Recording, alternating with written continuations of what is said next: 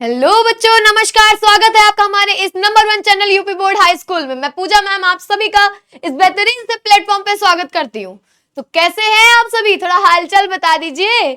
चलिए बच्चे शुरू करते हैं आज का एक फिर नया टॉपिक। जबर तरीके से व्याकरण का एक टॉपिक मैं लेके आ गई हूँ, समास, एक शॉट में खलास। बच्चा आज समास एकदम क्लियर हो जाएगा। जो भी डाउट है, जितने भी कंफ्यूजन है, सारी चीजें आज क्लियर हो जाएंगी, क्योंकि आज हम एक ही वीडियो में पूरा समास एक बार में पढ़ने वाले हैं।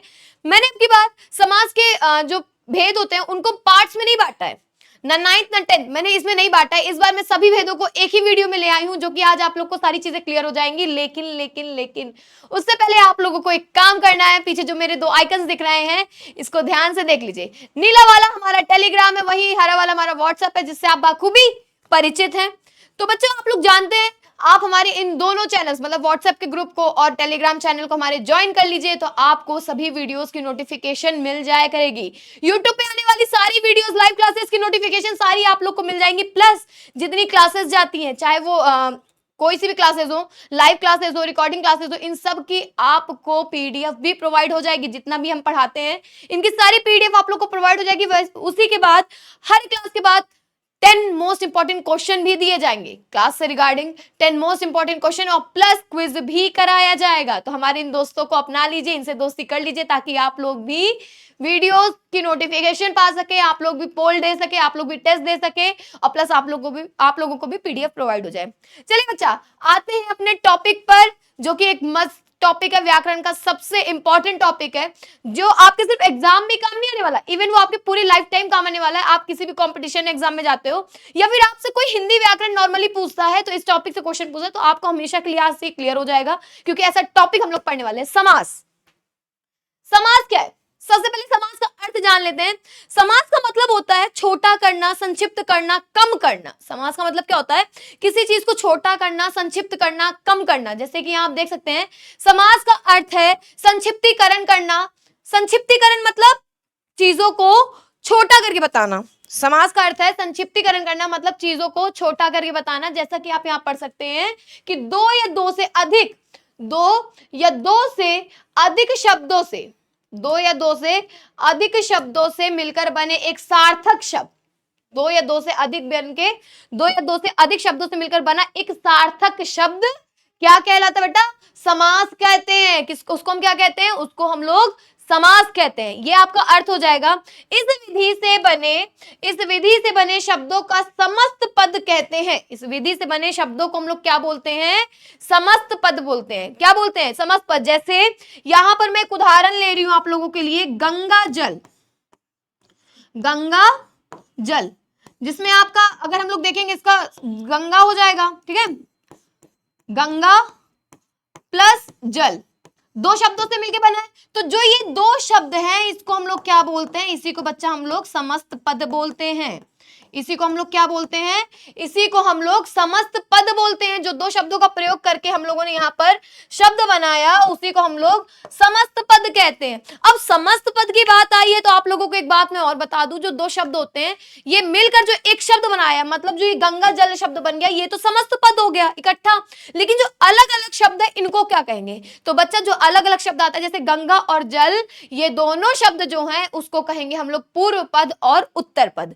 पूर्व पद किसको कहते हैं? जो पहले आता है। पूर्व पद क्या होगा? जो पहले आता है। और उत्तर पद क्या होगा? जो बाद में आता है। भाई पूर्व का पा और पहले का पा एक है, ठीक है। तो पूर्व पद मतलब होता है कि पहले आने वाला शब्द, और उत्तर पद मतलब होता है कि बाद में आने वाला शब्द। जैसे गंगा जल, गंगा जल शब्द है, गंगा जल में गंगा जो हो गया वो पूर्व पद हो गया, और जो जल हो गया बच्चा उत्तर पद हो गया। अब पद आप लोग को पता है, जब पद का मतलब क्या होता है? जब किसी शब्द का प्रयोग हम लोग वाक्य में कर लेते हैं, तो वो पद कहलाता है। जब किसी शब्द का प्रयोग हम लोग किसी वाक्य में कर लेते हैं, तो वो पद कहलाता है। तो यहाँ पर गंगा जल जो पूरा इकट्ठा शब्द हो गया, ये तो समस्त पद हो गया। बट अगर गंगा और जल को देखा जाए, तो गंगा हमारा पूर्व पद हो जाएगा, और जल मतलब उत्तर पद हो जाएगा। तो आई होप आप लोग को यहाँ पर इतना अर्थ तो समझ आ गया होगा कि जब समस्त पदों को अलग अलग किया जाता है, तो इस प्रक्रिया को समास विग्रह कहते हैं। जब ये समस्त पद को मैंने यहाँ पर, जैसे गंगा जल था, ये गंगा जल था, मैंने इसको अलग अलग कर दिया, गंगा का जल, गंगा का जल। तो बच्चा ये जो प्रक्रिया हुई है, जो मैंने शब्दों को अलग कर दिया, वो कहलाएगा समास विग्रह। समास विग्रह। संधि और समास में बच्चे बहुत कंफ्यूज होते हैं। संधि में शब्दों का विखंडन होता है, संधि में शब्दों को तोड़ा जाता है, पर यहाँ समास में पदों को तोड़ा जाता है। और जो संधि होता है संधि विच्छेद होता है, और समास का समास विग्रह कहलाता है। कंफ्यूज मत होइएगा, संधि विच्छेद होता है और समास विग्रह कहलाता है, बहुत फर्क होता है। ठीक है, आगे चलते हम लोग। अब आ जाते हैं समास के कितने भेद होते हैं। बच्चे समास के तो इस टाइम पे 6 भेद बोले जाते हैं, हम लोग की बुक में 6 भेद है। आप लोग के 9th में 2 दिए होंगे, और नहीं 9th में 4 दिए होंगे, और इसमें 10th में 2 दिए होंगे, या फिर 9th में 2 या 10th में 4 ऐसे करके दिए होंगे, 2-2 अलग करके। लेकिन अगर देखा जाए तो समास के बच्चा 6 भेद होते हैं, जिसमें आपका आ जाएगा अव्ययी भाव, तत्पुरुष, द्विगु, द्वंद्व, कर्मधारय, बहुव्रीहि। पर क्या आप लोग जानते, एक इंटरेस्टिंग फैक्ट बताऊं, क्या आप सभी जानते हैं जब पुराने हिंदी विद्वान थे, जो पुराने हिंदी विद्वान थे, उन्होंने समास के सिर्फ और सिर्फ 4 भेद ही बताए थे। जो पुराने हिंदी विद्वान थे उन्होंने समास के सिर्फ और सिर्फ 4 भेद ही बताए थे। जब हिंदी का हम लोग इतिहास उठा के देखेंगे, समास का इतिहास उठा के देखेंगे, तो उसमें आपको सिर्फ 4 भेद ही मिलेंगे। जिसमें से कौन कौन वो 4 भेद थे वो भी मैं क्लियर कर देती हूँ। बच्चा, जो 4 भेद थे वो कोई और नहीं, अव्ययी भाव, तत्पुरुष, और आपका द्वंद्व समास और बहुव्रीहि समास था। ये 4 ही आपके पुराने हिंदी में 4 भेद थे, जो आपका कर्मधारय समास था और द्विगु समास था। भाई ये दोनों अभी हम जब जैसे जैसे हिंदी में आगे बढ़ते गए और मतलब उसको पढ़ा गया, बहुत अच्छे से शोध हुआ उस पर, तब उन दोनों को एक अलग भेद बनाया गया। उससे पहले जो ये 2 भेद थे वो तत्पुरुष समास के भेद कहलाते थे। कर्मधारय और द्विगु समास पहले तत्पुरुष समास के भेद कहलाते थे। कर्मधारय देखिए, तत्पुरुष से आया कर्मधारय, ठीक है, और कर्मधारय से आया द्विगु समास। मतलब पहले तत्पुरुष समास आया था, उसमें से भेद निकला कर्मधारय, कर्मधारय से निकला द्विगु समास। मतलब पहले के टाइम पे तत्पुरुष समास के 2 भेदों में इनको दोनों को गिना जाता था। पर जैसे जैसे हिंदी में शोध हुआ और गहन से उसमें मतलब विचार किया गया, तो क्या किया गया, कर्मधारय और द्विगु समास को अलग भेद का रूप दे दिया गया। मतलब समास के 6 भेद बना दिए गए। क्लियर बच्चा? इतना तो आप लोगों को क्लियर होगा कि समास के 6 भेद होते हैं। आज के टाइम पे 6 हैं। पहला हो जाएगा आपका अव्ययी भाव, तत्पुरुष, द्विगु, द्वंद्व, कर्मधारय, बहुव्रीहि। ये 6 समास के भेद हो गए। अब इनको एक एक करके हम लोग पढ़ते हैं। इनको पढ़ने से पहले मैं बता देती हूँ, इनकी प्रधानता मैं बताती चल रही हूँ। प्रधानता जैसे जैसे हम लोग पार्ट्स पढ़ेंगे वैसे वैसे मैं बताती जाऊंगी कि प्रधानता क्या होती है। प्रधानता मतलब होती है जिस शब्द पर अर्थ का बल पड़े। प्रधानता उसी शब्द पर होगी जिस शब्द पर अर्थ का बल पड़े, जिस शब्द का अर्थ निकले। क्लियर? इतनी चीजें क्लियर हो गई होंगी। आ जाते हैं इनमें 2 शब्दों का। सबसे पहले हम लोग आते हैं अव्ययी भाव। अव्ययी भाव को हम लोग पढ़ लेते हैं कि इसमें दोनों शब्दों में से पहले होने वाला शब्द कोई अव्यय होता है और उसके बाद का शब्द वास्तविकता में प्रयोग होता है, उसे अव्ययी भाव समास कहते हैं।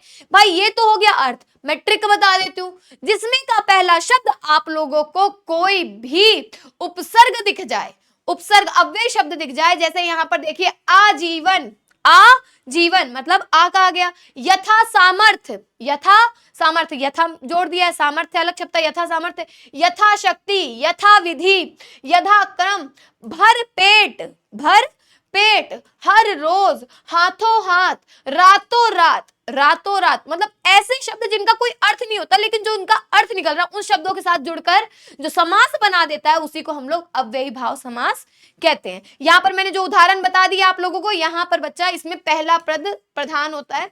अव्ययी भाव में पहला पद प्रधान होता है। ठीक है, ये याद रखिएगा। पहले पद के अनुसार ही हम लोगों को दूसरे पद का अर्थ पता चलेगा। मतलब अर्थ का जो बल है वो सीधा सीधा पहले पद पे जा रहा है। अगर हम लोग देखेंगे यथा सामर्थ्य, सामर्थ्य मतलब क्या होता है?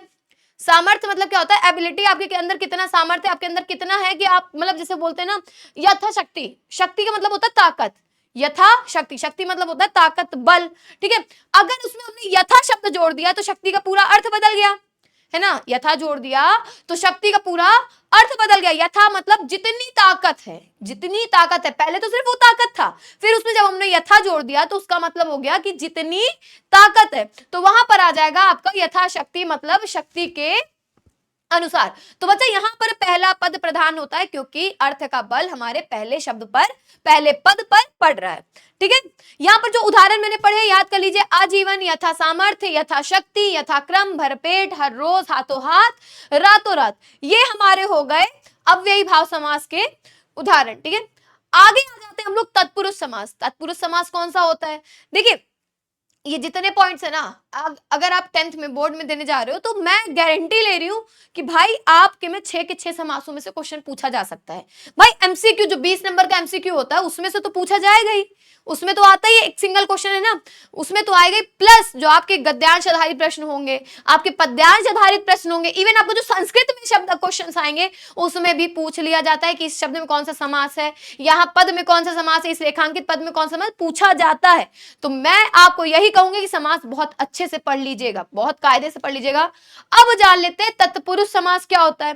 आपने कभी कारक सुना है? कारक क्या होता है? कर्ता ने कर्म को कर्ण से सुना होगा भाई, बहुत इजीएस्ट है, बहुत पहले से पढ़ाया जाता है, इवन 6, 7, 8 क्लास में पढ़ाया गया है। तो तत्पुरुष समास में उत्तर पद प्रधान होता है। तत्पुरुष समास में उत्तर मतलब दूसरा पद प्रधान होता है, गौड़ पद प्रधान होता है ना, दूसरा पद प्रधान होता है, पूर्व पद अप्रधान होता है। जो पहला पद होता है बच्चा वो अप्रधान होता है, उसमें अर्थ का बल नहीं पड़ता, उसमें अर्थ का बल नहीं पड़ता। इसी के साथ दोनों पदों के मध्य में कारक का लोप होता है। कारक मतलब क्या होता है? मैंने बताया था ना, कर्ता ने कर्म को कर्ण से। तो जो कारक के शब्द होते हैं वो लोप हो जाते हैं, मतलब विलुप्त हो जाते हैं। कारक के शब्द अगर हम लोग उसको समास विग्रह करेंगे, उन शब्दों का समास विग्रह करेंगे तो मेरे बच्चा बीच में कारक का शब्द उत्पन्न हो जाएगा। आपको कारक के शब्दों का, कारक के चिन्हों का प्रयोग करके ही उसको करना होगा, ठीक है।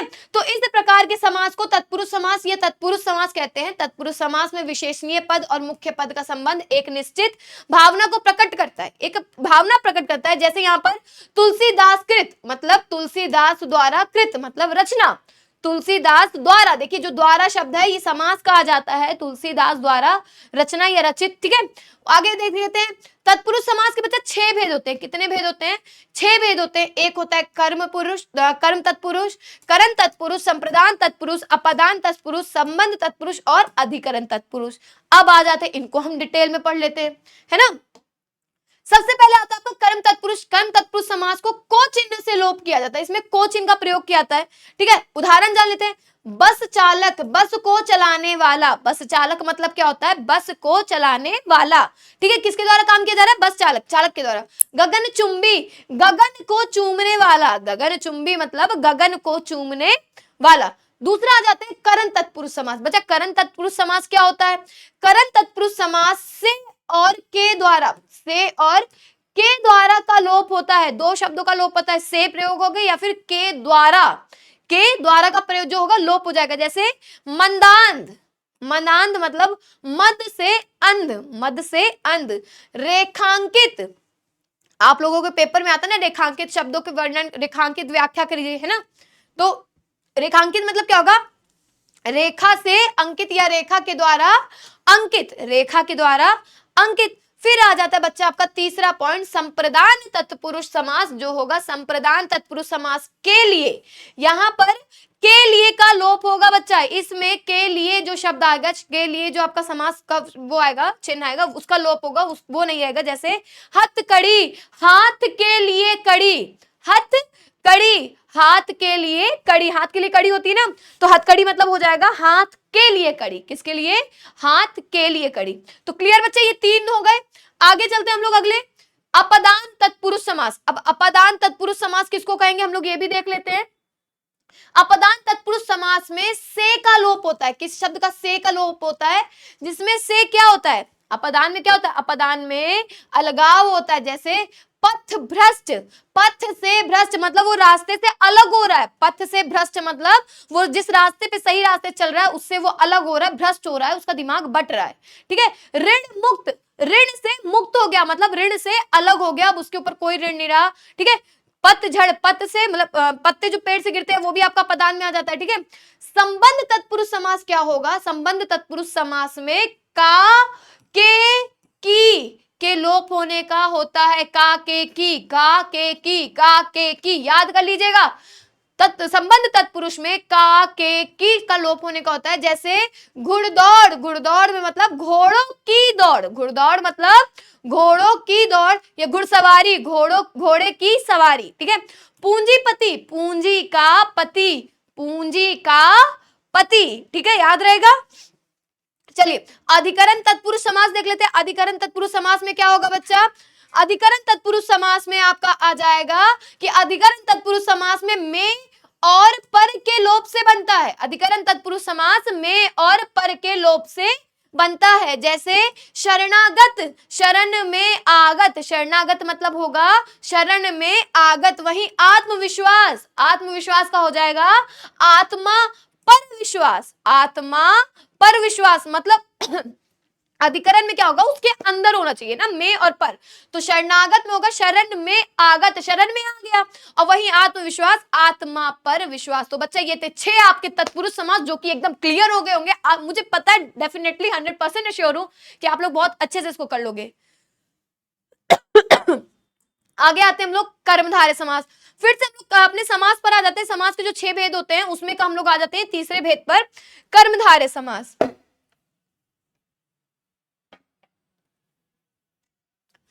कर्मधारय समास में क्या होता है, इसमें 2 शब्दों में से पहले शब्द का अर्थ एक विशेष गुण से लिया जाता है, इसके कर्म समास कहलाता है। मतलब किसी की विशेषता बताता है, जिसके बारे में बता रहा है उसकी कोई ना कोई विशेषता बताता है, मतलब एक उसका विशेष गुण ले लेता है। जैसे चंद्रमुख, चंद्र जैसा मुख, चांद के जैसा मुख। कहते हैं ना बहुत सारे गाने भाई चांद के ऊपर, अब मुझे तो याद नहीं आ रहा, मैं गाने वगैरह सुनती हूँ पर जब समय होता है ना तब मुझे याद नहीं आते हैं।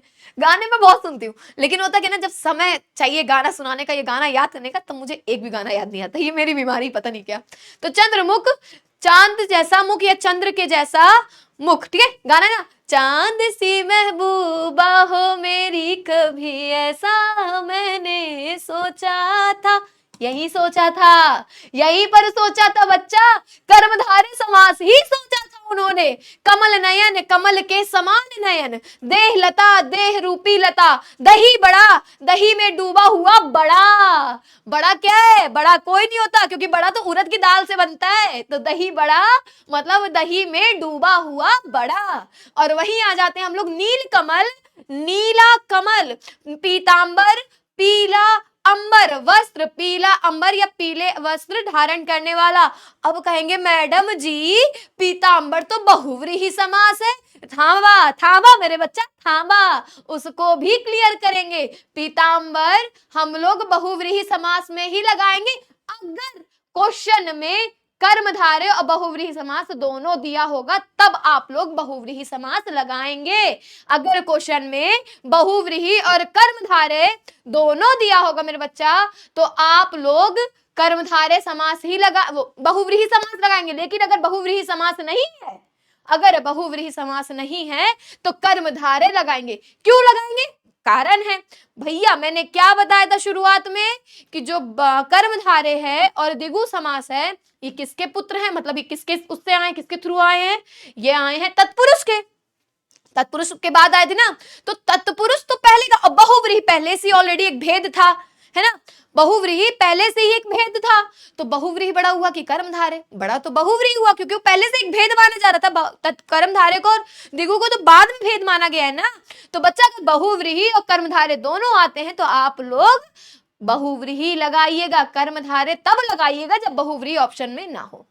क्लियर, चलिए आगे आ जाते हैं। द्विगु समास सबसे आसान है, हलवा है भाई, हलवा सबसे आसान है, कुछ नहीं है, सबसे आसान है कि इसमें पूर्व पद संख्यावाचक है। इसमें का जो पहला पद होता है वो क्या होता है बच्चा, वो संख्यावाचक होता है। जो पूर्व पद होता है वो संख्यावाचक होता है, उत्तर पद प्रधान होती है। अब देखिए तत्पुरुष समास को क्यों द्विगु मतलब तत्पुरुष समास का भेद द्विगु समास को क्यों बोला गया है। तत्पुरुष समास का भी उत्तर पद प्रधान था, तत्पुरुष समास का भी उत्तर पद प्रधान था, और यहां भी द्विगु समास में भी उत्तर पद प्रधान है। कॉमन चीज दिखी, देखो ध्यान से देख लो कि तत्पुरुष समास का जिस प्रकार उत्तर पद प्रधान था उसी प्रकार यहाँ पर द्विगु समास का भी उत्तर पद प्रधान है। तो द्विगु समास कहते हैं इसको, विग्रह करने पर संख्या का बोध होता है।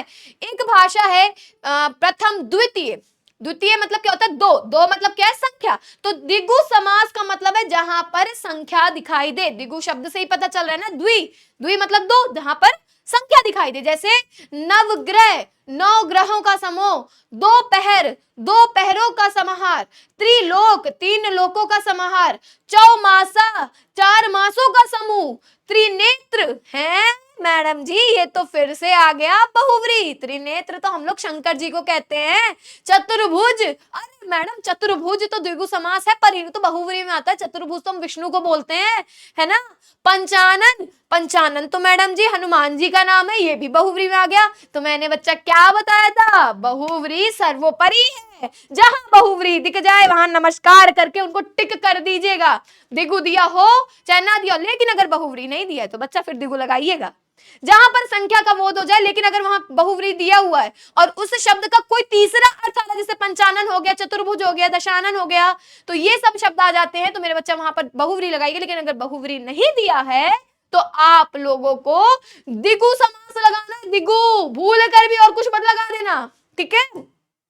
चलिए आ जाते हैं अपने अंतिम भेद पर, जिसको हम लोग कहेंगे द्वंद्व समास। जिसको हम लोग क्या कहेंगे, द्वंद्व समास। भाई द्वंद्वी, प्रतिद्वंदी, विलोम, विपरीत। प्रतिद्वंदी मतलब होता है उल्टा, आपके विपरीत, आपका उल्टा, या आप कह सकते हैं विलोम। तो जिन शब्दों में आपको विपरीतता दिखाई दे, जिन शब्दों में आपको विलोम दिखाई दे, वहां पर आपका हो जाएगा द्वंद्व समास। जैसे इसमें दो शब्दों का संयुक्त रूप बनता है, इसमें दो शब्दों का संयुक्त रूप बनता है, जिनमें से प्रत्येक स्वतंत्र होते हैं, वह द्वंद्व समास कहलाते हैं।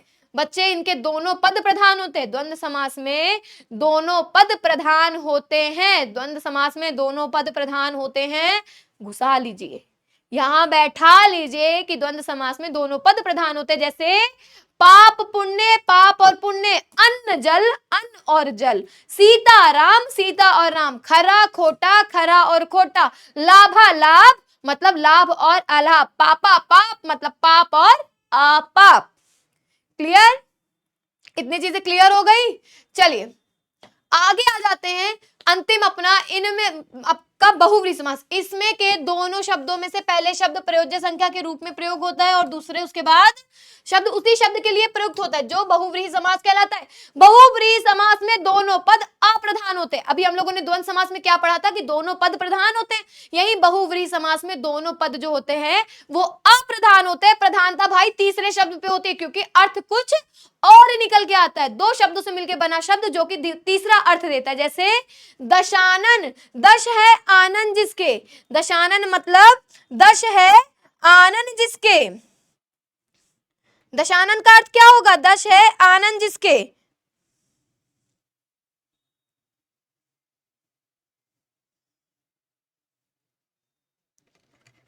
जी, और उसके बाद नीलकंठ, नीला है कंठ जिसका। देखिए दशानन को किसको कहते हैं, रावण को।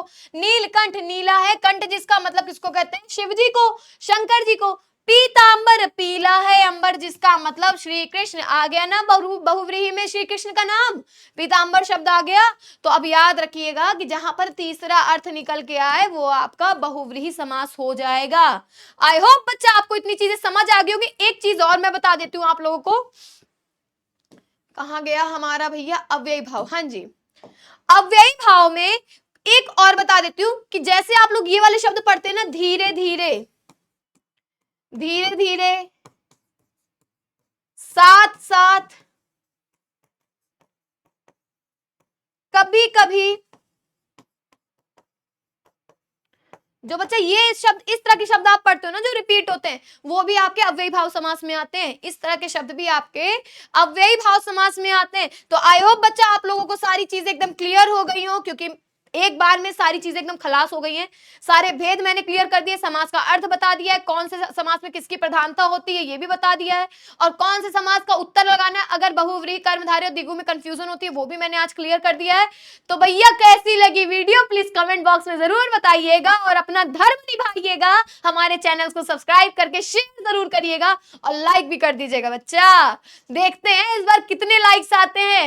आप ही लोग के लिए है भैया, आप ही का फायदा होगा। व्याकरण का एक एक चीज एकदम क्लियर हो जाएगा, जो कि मैंने आज एक समास क्लियर कर ही दिया है। और मेरे इन दोनों दोस्तों को मत भूलिएगा, ये दोनों दोस्त आपके साथ हैं तो हर चीज की प्रॉब्लम का सलूशन आपके साथ है। तब मिलते हैं बच्चा अगली वीडियो में, तब तक के लिए नमस्कार, टाटा, बाय बाय, सायोनारा। ख्याल रखिए, मस्त रहिए, पढ़ते रहिए, और हमारे इस बेहतरीन से प्लेटफॉर्म पे हमेशा आपका स्वागत है, जो कि आपकी हमेशा तत्पर मदद करने के लिए तैयार है। नमस्कार।